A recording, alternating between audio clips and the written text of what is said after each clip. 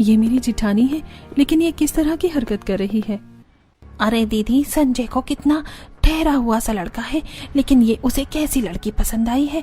ये तो सारे जमाने में हमारी बेइज्जती करवा देगी। ऐसी बहू लाने से तो अच्छा था कि शांति जी कोई बहू लाती ही नहीं। देखो तो सही इसको, बहुएं तो रोते हुए लौटती हैं और ये तो बेशर्मी की तरह नाच रही है, और पति से ज्यादा करीब तो इसके कैमरामैन है। कैमरा वाले वीडियो बना दे रे। अरे मैं बस गा नहीं रही हूँ, जो बोला है वो करो। थोड़ा सा मेरा बैक से हो चलो, समझी? राम राम राम, सारी कमर नंगी है और पीछे से बोल रही है फोटो लेने को। जरा दूसरी बहू को तो देखो, ये सुंदर है और इसके अंदर संस्कार भी है।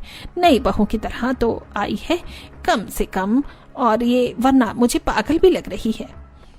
हाँ तो आपने तो ऐसे फोटो खिंचवाए नहीं, और आपने तो अपनी शादी भी बोरिंग सी की होगी, इसलिए आप मत बोलो।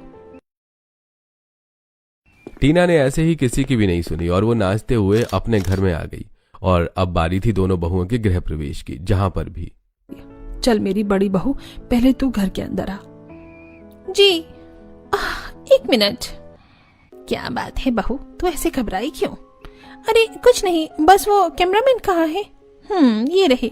अरे कैमरामैन जी, कहाँ आप? फोकस है। बहू यहाँ है, आपको मेरा फोटो लेना चाहिए ना। हाँ आता हूँ। देखो गृह प्रवेश हो रहा है तो मेरी फोटोज ऐसे लेना जैसे कि मैं एकता कपूर की सीरियल में काम करने वाली कोई हीरोइन हूँ। समझ आया? अब लो। टीना ने ऐसे बोलकर पहले पोज दिया और फिर कलश को गलत पांव से गिराते हुए अंदर आ गई। अरे नहीं, ये क्या अपशगुन कर दिया तूने? नई बहू अपने इस पांव से कलश को नहीं गिराती है जिससे कि तूने गिराया है। हाँ भाभी, इतना तो हर लड़की को पता ही होगा कि ससुराल में किस पांव से जाना है, और आपने तो लगता है कि बस फोटोज खिंचवाने की ही प्रैक्टिस की थी। अरे इस पाँव से आओ या फिर उस पाँव से क्या ही फर्क पड़ता है, दोनों पाँव तो मेरे ही है ना। एक अच्छा शगुन और एक बुरा वाला शगुन कैसे हुआ? आई पड़ी मुझे सिखाने वाली। टीना मुंह चलाते हुए अंदर आ गई और अंदर आते ही 1 मिनट के लिए वो नीचे नहीं रुकी, वो सीधा संजय के साथ अपने कमरे में चली गई। टीना का ऐसा बेशरम बर्ताव किसी को भी अच्छा नहीं लगा था। वहीं टीना के बाद जैसे ही संध्या के गृह प्रवेश की बारी आई तो संध्या का पति अजय उसके बिना ही घर में आ गया। माँ, मुझे थकान हो रही है तो मैं अपने कमरे में जा रहा हूँ। अरे ये क्या बात हुई अजय? तेरी पत्नी बाहर खड़ी है और तू उसके गृह प्रवेश के बगैर ही अंदर आ गया। मैंने पहले ही बोला था बाबा कि उसको मेरी पत्नी मत बुलाना, क्योंकि ना ये शादी मेरी मर्जी से हुई है और ना ही मैं संध्या को अपनी पत्नी मानता हूँ। समझ में आया? अब मेरा पीछे छोड़ो। मैं तो बस बाहर भैया और भाभी की इज्जत के लिए रुका हुआ था कि पहले ये दोनों घर में चले जाएं तब मैं चला जाऊंगा। अब ये आ गए हैं तो बस अब मेरा काम खत्म। अजय ऐसे बोलकर अपने कमरे में चला गया। किसी ने भी अजय को नहीं रोका और सभी नीचे हैरान थे। आसपास के लोगों ने भी बातें बनाना भी शुरू कर दिया था। देखो तो सही जरा कैसे शादी ही की है शांति ने। एक बहू को ही तमीज नहीं है और एक बेटा है शादी नहीं करना चाहता। ये शादी नहीं, ये तो बर्बादी हो गई, बर्बादी। सही कहा, वरना ऐसे कौन सा पति अपनी पत्नी को बिना गृह प्रवेश हुए छोड़कर जाता है। सभी ऐसी ही बातें बनाने लगे। सभी की बातें सुनकर चौखट पर खड़ी हुई संध्या को काफी ज्यादा अजीब लग रहा था कि तभी उसे दिलासा देते हुए उसकी सास शांति बोली, बहू तू घबरा नहीं, तेरा पति अभी हमसे थोड़ा नाराज है इसलिए तेरे साथ भी नहीं रुका, लेकिन इस घर में हम सभी तुझसे बहुत ज्यादा प्यार करते हैं। हम ही तुझे इस घर में लेकर भी आए हैं और तू चिंता मत कर, तू अपना गृह प्रवेश कर और हमारे इस घर को अपने अक्स से ही खुशियों से भर दे। शांति ने बड़े ही प्यार से अपनी बहू संध्या का गृह प्रवेश करवाया, जिसके बाद संध्या ने घर में आते ही सभी बड़ों को आशीर्वाद लिया और फिर उससे उसकी बुआ सास बोली, बिल्कुल जैसी बहू हमें चाहिए थी वैसी ही बहू तू है संध्या, एकदम संस्कारी। चल अब तू काफी ज्यादा थक गई होगी तो तू अपने कमरे में जाकर अब आराम कर ले। अब बाकी की बातें और रस्में कल करेंगे। गायत्री अपनी भाभी को इसके कमरे में छोड़ कर आओ। ठीक है, आओ संध्या भाभी मेरे साथ चलो। संध्या गायत्री को अपने साथ कमरे में ले गई, जहां संध्या ने देखा कि उसके पति अजय बेड पर लेटा हुआ था और वो आराम से फोन चला रहा था। सुनिए। हाँ बोलो, क्या बात है? देखो मुझसे ऐसे बात करने की तो जरा भी जरूरत नहीं है कि सुनिए। तुम मेरा नाम ले सकती हो, समझ आया? और मैं तुम्हें अपनी पत्नी वत्नी नहीं मानता हूँ। लेकिन मैं तो आपको पति मानती हूँ ना। अच्छा तो मानती रहो, लेकिन मैं नहीं मानता हूँ ना। तो मुझसे ये उम्मीद मत रखना कि मैं तुम्हें पत्नी वाली इज्जत दूंगा। बात समझ आई? तुम बस मेरी मजबूरी हो। ये लो, जहां सोना चाहती हो सो जाओ, समझ आया? मेरे साथ बेड शेयर करने की कोशिश भी मत करना। अजय ने ऐसे बोला। बेचारी संध्या वैसे भी राजी हो गई। उसने बस एक पतली सी चादर को लिया और वो सोफे पर सोने के लिए लेट गई। सर्दी का मौसम था, ऐसे में पतली चादर के अंदर संध्या को कुछ देर बाद ही सर्दी लगने लगी, लेकिन उसने अजय से कोई शिकायत नहीं की। मुझे तो बहुत सर्दी लग रही है। शायद इसको सर्दी लग रही है। अरे लग रही है तो लगती रहे, मैं क्या करूं इसमें। अजय ने संध्या को कांपता हुआ देखा और फिर उसने सब इग्नोर कर दिया। ऐसे कुछ देर तक अजय करता रहा, लेकिन जब संध्या कांपती ही रही तो फिर उसने उसे उठकर रजाई दी। ये मेरे लिए लेकिन तुम बुरी तरह कांप रही हो और ऐसे तुम्हें सर्दी भी लग सकती है, लेकिन ये मत समझना कि मुझे तुम्हारी फिक्र है। मैं बस तुम्हें ये इसलिए दे रहा हूँ कि अगर तुम्हें कुछ हो गया तो घर वाले मेरा पीछा करने लगेंगे, समझी। अब ओढ़ लो इसको। अजय को संध्या की फिक्र हुई थी, लेकिन उसने उसको झुठलाया। संध्या ने अजय से वो रजाई ले ली, जिसके बाद अच्छे से उसकी रात गुजरी। ऐसे ही अगली सुबह दोनों बहुएं उठकर तैयार होकर नीचे आ गई थी। संध्या ने संस्कारी साड़ी पहनी थी, तो वहीं टीना ने बॉलीवुड स्टाइल मॉडर्न साड़ी पहनी थी। अरे वाह, उठ गई बहू। वाह, कितनी अच्छी पिक है। इसको तो मैं ससुराल में पहली सुबह के कैप्शन के साथ पोस्ट करूंगी। हाँ मासी जी, उठ गई। अच्छी बात है। वैसे कैसी नींद आई नई जगह पर? उर्मिला के इस सवाल से अजय के कान खड़े हुए। बुआ जी, नींद तो बस ऐसे ही आई। वो क्या है ना, मेरे मायके के बिस्तर बहुत ज्यादा सॉफ्ट है, यहाँ पर मुझे वो सॉफ्टनेस महसूस नहीं हो पाई, तो नींद बस ठीक ठाक ही आई है। अच्छी नींद आई बुआ जी, सब कुछ अच्छा था। संध्या का जवाब सुनकर अजय हैरान रह गया। उसको लगा था कि संध्या उसकी बुराई करेगी, लेकिन उसने ऐसा नहीं किया। ऐसी कुछ देर के बाद दोनों बहुओं से पहली रसोई बनाने को बोल दिया गया। तो बहुओं, मैंने तुम्हें सब बता दिया है कि कौन सी चीज कहाँ कहाँ है। अब तुम्हें कोई दिक्कत नहीं होगी, तो अच्छे से खाना बनाना। आज दिखा दो कि लव मैरिज और अरेंज मैरिज दोनों ही बहुओं में दम है। शांति ऐसे बोलकर चली गई, जिसके बाद भाभी, आप क्या बनाओगी, खीर पूरी या सब्जी? तुम्हें लगता है कि मैं ये सब बनाऊंगी?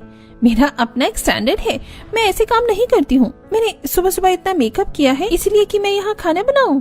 तो फिर मैं तो बस हाथ लगा दूंगी। एक मिनट, जरा फोन पकड़ना। हाँ बताइए। हाँ, तो ये बीच वाला बड़ा स्विच देख रही हो ना तुम? तुम्हें इसे दबाना है तो इससे फोटो खिंच जाएगा, समझ आया?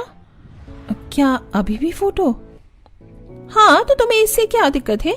मैं एक फोटो खिंचाऊं या सो तुम बस खींचने पर ध्यान दो ना, समझ आया? ठीक है। टीना ने पहली रसोई में भी खाना बनाने के बजाय बस फोटोज लिए, और फोटो खींचने के बाद टीना संध्या से बोली, मैं बस शॉपिंग कर सकती हूँ तो मैं सलाद बना दूंगी, और बाकी अगर बात रही खाने की तो उसमें बस चम्मच चला दूंगी, ओके? टीना की बात सुनकर संध्या ने बस गर्दन हिला दी। संध्या बेचारी सीधी सी थी, जैसे टीना ने बोला उसने वैसे ही कर दिया, और फिर संध्या ने अकेले ही खाना बनाया। कुछ देर के बाद ही सभी खाना खाने को आ गए। और क्या बात है, सारा खाना ही बहुत ज्यादा अच्छा बना है। हाँ टीना, तुमने क्या बनाया है? मैंने कुछ भी पूरी तरह नहीं बनाए हैं, बस सभी चीजों में चम्मच लाए हैं। क्या है ना, ये खाना वाना बनाना मुझे सूट नहीं करता है। टीना का जवाब सुनकर सभी हैरान रह गए, लेकिन कोई बोला नहीं, क्योंकि टीना के लक्षण ही ज्यादा संस्कारी लड़कियों वाले नहीं थे।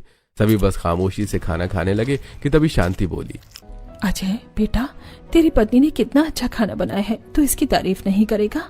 माँ, बस बहुत खा लिया मैंने। अब ये सारे निवाले मेरे गले को चीरते हुए उतर रहे हैं, अब मुझसे नहीं खाया जाएगा। क्या हो गया है अजय? माँ, कितनी बार मुझे आपको ये बताना पड़ेगा कि ये लड़की मेरी पत्नी नहीं है। मैं नहीं मानता हूँ इसको अपनी पत्नी। अजय ऐसे बोलकर उठता हुआ चला गया। सभी घर वाले बस उसको देखते रह गए। ऐसे ही शांति के घर में अशांति का माहौल चल रहा था। दोनों बहू एक दूसरे से बिल्कुल अलग थी। एक परिवार को अहमियत देती थी, लेकिन उसके पति के लिए उसकी कोई अहमियत नहीं थी। तो वहीं दूसरी तरफ एक घर को कोई अहमियत नहीं देती थी, लेकिन फिर भी उससे उसका पति बहुत ज्यादा प्यार करता था। ऐसे ही आज के दिन रात का वक्त था। बस बहू, बहुत कर दी तूने मालिश, अब मुझे दर्द नहीं हो रहा। तू मेरा कितना अच्छे से ख्याल रखती है। सच्ची में भाभी, आप बहुत ही ज्यादा प्यारी हो। बस कुछ लोगों को आपकी अच्छाई दिखाई ही नहीं देती है।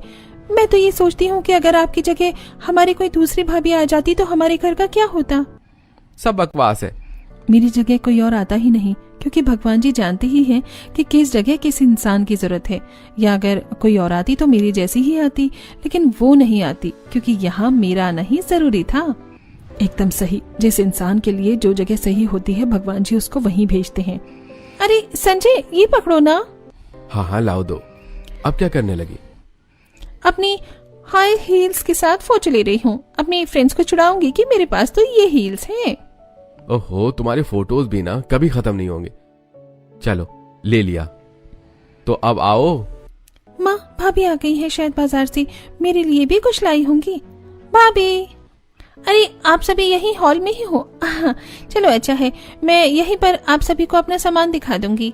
टीना ऐसे बोलकर अंदर आ गई, जहां उसने एक एक करके अपनी खरीदी हुई सभी चीजें घर वालों को दिखाना शुरू कर दिया। देखो, ये मैंने H&M का स्वेटशर्ट लिया है, ये है मेरी फेव YSL की हील्स, और ये है मिस डायर का परफ्यूम। एक मैं लाई हूँ गुच्ची का जीन्स, और लास्ट अरमानी की ब्यूटी प्रोडक्ट्स। वाह भाभी, सारी तो सेलिब्रिटी की कलेक्शन लग रही है। मैं किसी सेलेब से कम हूँ क्या? माँ, मैं काफी थक गया हूँ। आपकी बहू ने मुझे खूब घुमाया। आज तो ये वाला स्टोर, वो वाला स्टोर, ये सब किया। अब मैं सोने जा रहा हूँ। 1 मिनट को रुक जा, कहाँ जा रहा है? खाना नहीं खाएगा? अरे नहीं माँ, हम दोनों खाना तो खाकर आए हैं। रास्ते में महंगे महंगे रेस्टोरेंट पड़ रहे थे तो बस रुका नहीं गया, हम दोनों ही बाहर खाना खा लिया। अच्छा संध्या बहू, जा तू एक काम कर, तू खाना लगा दे, तेरे ससुर जी आते ही होंगे। जी माँ जी। संध्या बेचारी अपने जेठ का अपनी जेठानी के लिए इतना प्यार देखकर उदास हो गई थी। वो उदास से ही खाना खाने को चली गई कि तभी अजय से गायत्री बोली, भैया भाभी ने कौन सी गलती की है जो आप उनसे ऐसे खफा खफा रहते हो? वो तो कितनी अच्छी हैं। अच्छी है तो क्या करूं? हाँ, आप गुस्सा थूक भी दो ना। आपको कितनी अच्छी पत्नी मिली है, ये सोचकर खुश हो जाओ। आप तो हमेशा उनसे मुंह फेरे रहते हो। आज भैया को देखा आपने कैसे शॉपिंग करवा के लाए हैं भाभी को। आप तो उन्हें कहीं नहीं लेकर गए हो आज तक भी। अच्छा, कौन लाया इसको इस घर में? मेरी पसंद तो नहीं है ना वो, तो फिर मैं क्यों टेंशन लूं उसकी? तुम लोगों की पसंद से आई है वो। यहाँ तो तुम लेकर जाओ उसको घुमाने फिराने। आए बड़े मुझे सिखाने वाले। अजय ऐसे बोलकर गुस्सा करता हुआ घर से बाहर आ गया, लेकिन उसके दिमाग से संध्या को उसे ताकता हुआ उदास चेहरा निकल ही नहीं रहा था। मैं क्यों उसकी फिक्र कर रहा हूँ? लगता है तो बुरा लगता रहे। वैसे भी मैंने कौन सा अपनी पसंद से शादी की है? जिन्होंने करवाई है वो उसकी जिम्मेदारी उठाए। अजय को संध्या की फिक्र तो होती थी, लेकिन हमेशा ही वो उससे बस इग्नोर करता था। ऐसे अब शादी हुए लगभग 6 महीने गुजर गए थे। इन 6 महीनों में संध्या ने अच्छी बहू होने का कोई फर्ज नहीं छोड़ा था, लेकिन उसकी अजय के साथ ही बॉन्डिंग अभी भी खराब थी। ऐसे ही आज के दिन भी टीना संजय के साथ डिनर पर गई हुई थी। भाभी अपने और भैया के धड़ाधड़ फोटोज और वीडियो भेज रही हैं। देखो माँ, दोनों कैसे मजे कर रही हैं। सही कहा, मेरी संध्या ने तो कभी जाना ही नहीं कि पति का साथ क्या चीज है।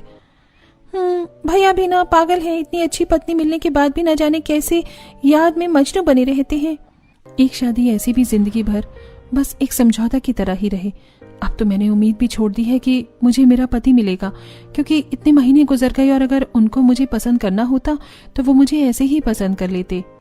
उम्मीद कभी भी नहीं छोड़नी चाहिए भाभी, उम्मीद पर तो दुनिया कायम ही है। मेरी बहू बहुत अच्छी है, मुझे नाज है कि मैंने बहू के रूप में तुझे चुना। और क्या हो गया अगर मेरा बेटा जो है वो तुझे नहीं समझता है? तो तेरी सास तो तुझे समझती है ना। तो चल, आज मैं तुझे बाजार लेकर चलती हूँ। बाजार? लेकिन किस लिए? अरे तेरी जेठानी बिन किसी बात के अच्छे होटल में डिनर को गई हुई है और तू बाजार भी नहीं चल सकती है। ये तो बहुत ही गलत बात है बहू।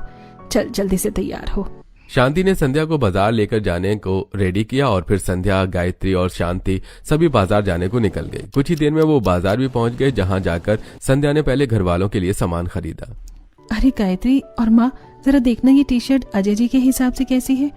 अरे बहू, तूने हमारे लिए ले लिया, अब अजय के लिए देख रही है। अरे खुद के लिए भी तो शॉपिंग कर। माँ, मुझे आप लोगों के लिए शॉपिंग करने दो, मुझे अच्छा लग रहा है। कितनी अच्छी है तू बहू, लेकिन क्या फायदा ऐसी अच्छाई का जो किसी को दिखाई भी ना दे। माँ, अच्छाई दिखाने को थोड़ी ही होती है। वही लोग अच्छे होते हैं जिनकी अच्छाई के पीछे कोई स्वार्थ ना हो। समझ आया बहू? चल, अब जो भी लेना है वो ले ले, फिर हमें घर भी चलना है।